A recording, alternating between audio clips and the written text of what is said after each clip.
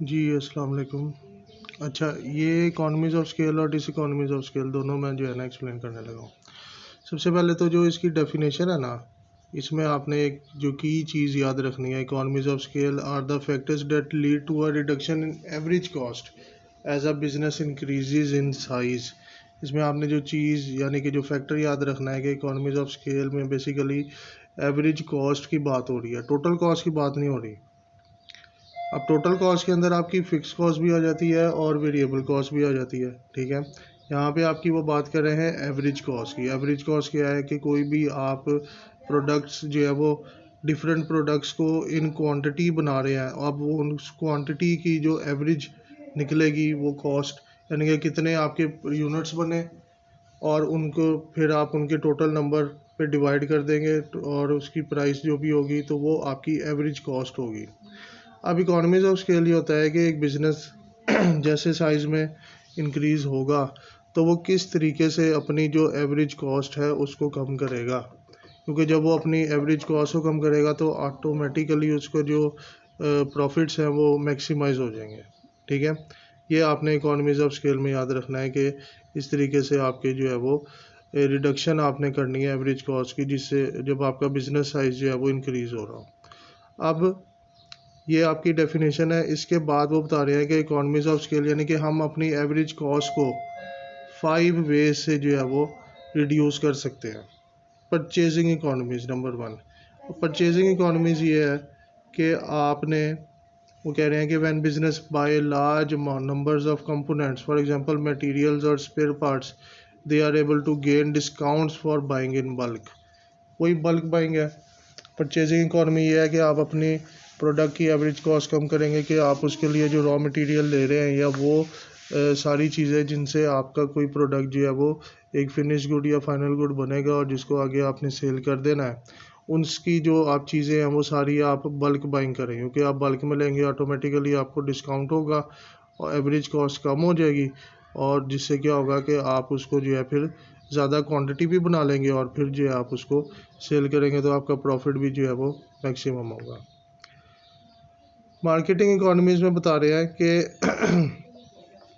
Different brands जो है वो अपने प्रोडक्ट की मार्केटिंग जो है वो करेंगे। अब मार्केटिंग इसमें वो वाली नहीं है कि आप अपने प्रोडक्ट को जो है वो मार्केट में, क्योंकि मार्केट करने का तो आपको एक्स्ट्रा कॉस्ट जो है वो अलहदा से, अगर उसकी एडवर्टीजमेंट कर रहे हैं, ठीक है, वो आपको एक्स्ट्रा पड़ेगी। यहाँ पे एडवर्टाइजिंग जो है वो बेसिकली कह रहे हैं कि एक लार्ज बिजनेस जो है वो अपनी प्रोडक्ट को खुद जो है वो अफोर्ड करे कि वो उसको जो है वो डिस्ट्रीब्यूट करे, दूसरी फर्म्स पे डिपेंड ना रहो। क्योंकि ऑब्वियसली जब वो किसी और टर्शरी सेक्टर पे डिपेंड करेगा तो उनको भी जो है वो पे करना पड़ेगा, जिससे क्या होगा कि उस प्रोडक्ट की वो प्राइसेस सारी उस प्रोडक्ट में ऐड हो जाएंगी, वो महंगा हो जाएगा।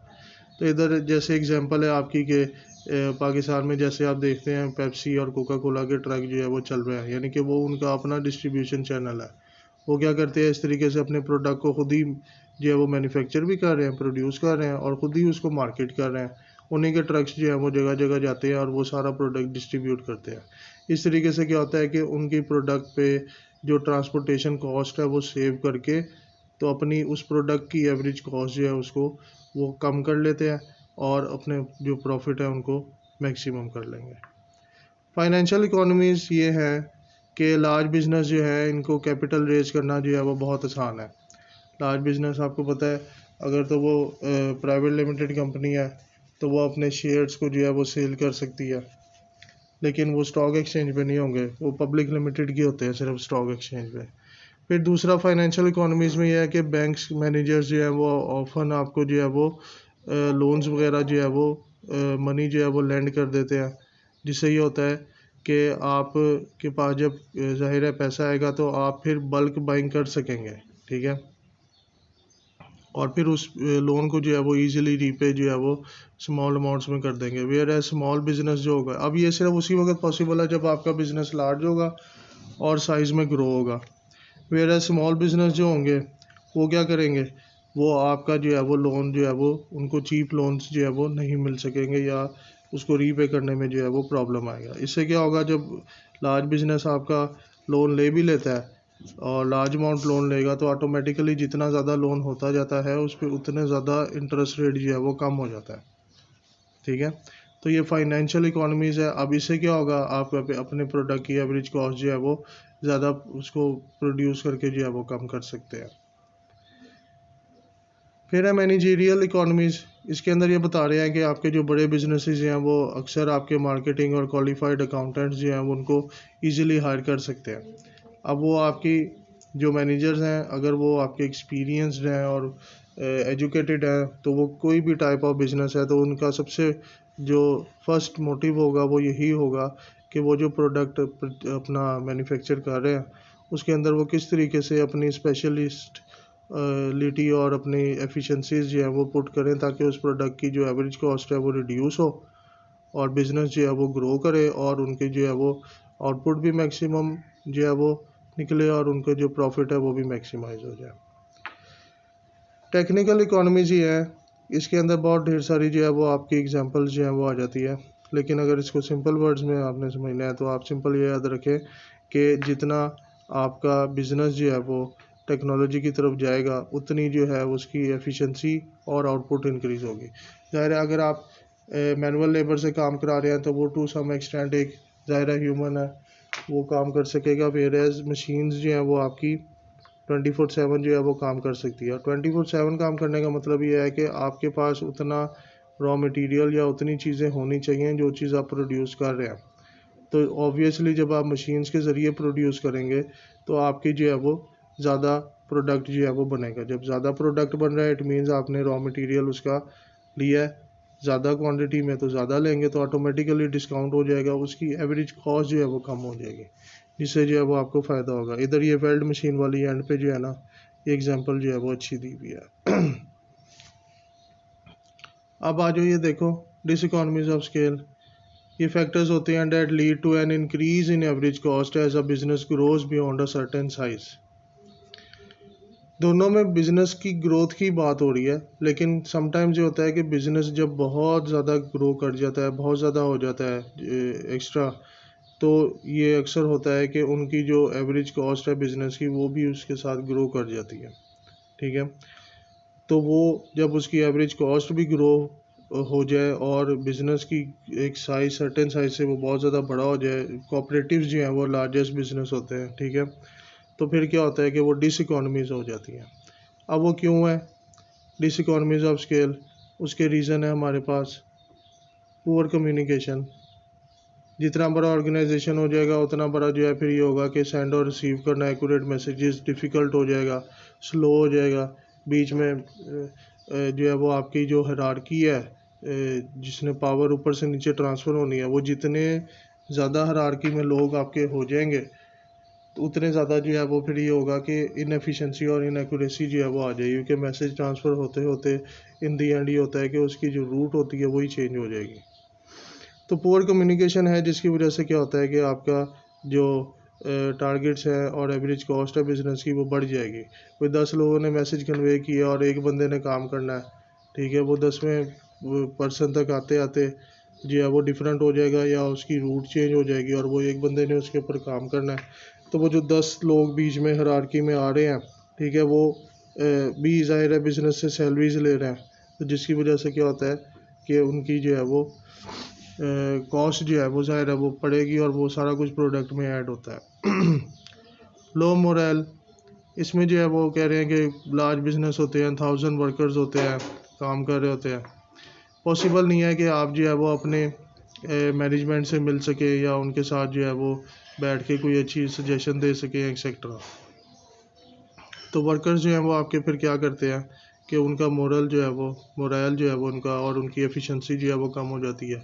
इससे एवरेज कॉस्ट जो है वो बढ़ जाती है, क्योंकि जब आपकी एफिशिएंसी कम होगी तो ऑटोमेटिकली आप अपना मैक्सिमम जो है वो इनपुट नहीं दे रहे। तो जब मैक्सिमम इनपुट नहीं होगी वर्कर्स की तो उससे फिर आपकी आउटपुट भी अफेक्ट होगी और प्रोडक्ट की कॉस्ट जो है वो इंक्रीज़ हो जाएगी। स्लो डिसीजन मेकिंग बता रहे हैं।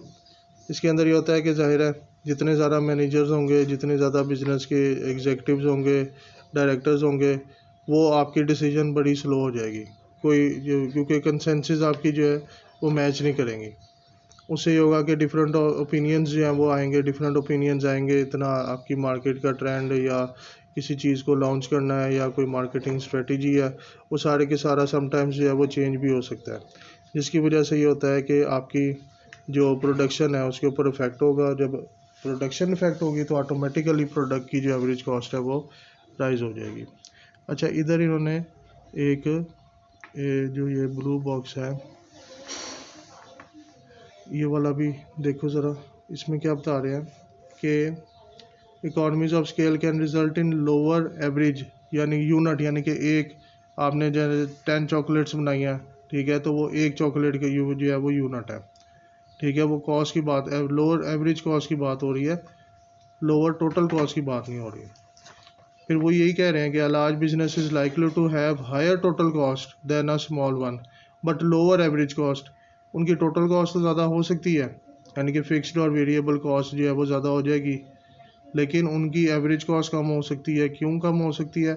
जो हमने ऊपर 5 इकोनॉमीज़ पढ़ी हैं कि वो बल्क बाइंग कर लेंगे, ठीक है।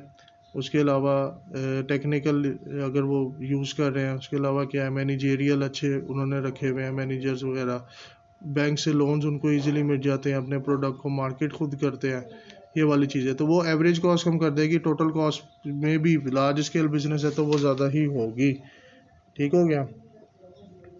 फिर ये नीचे जो इन्होंने ये ग्राफ बना दिया ना, ये बहुत ही अच्छी डिस्क्रिप्शन है इसकी।